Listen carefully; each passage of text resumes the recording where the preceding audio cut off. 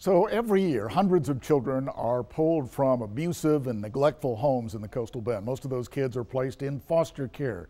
And of course, their future in that system is uncertain. Well, to help them out, a group called CASA, for court-appointed special advocates, pairs these kids with a caring adult, someone who becomes an advocate for them. Tonight, our Madeline Dart has a look at how it all works.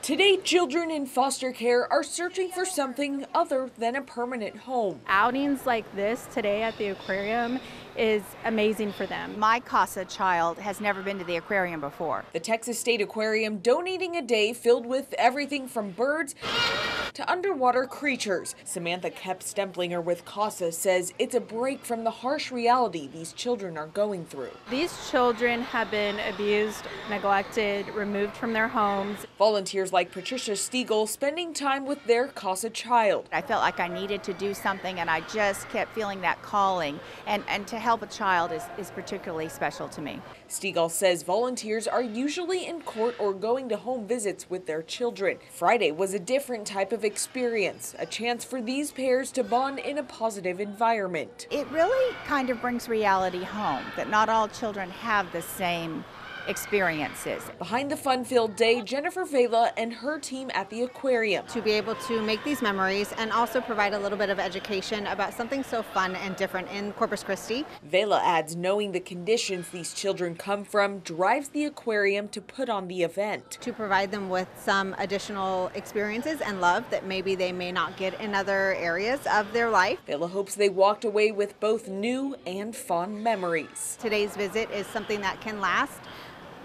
for years to come. Madeline Dart, 3 News. Looked like a fun time.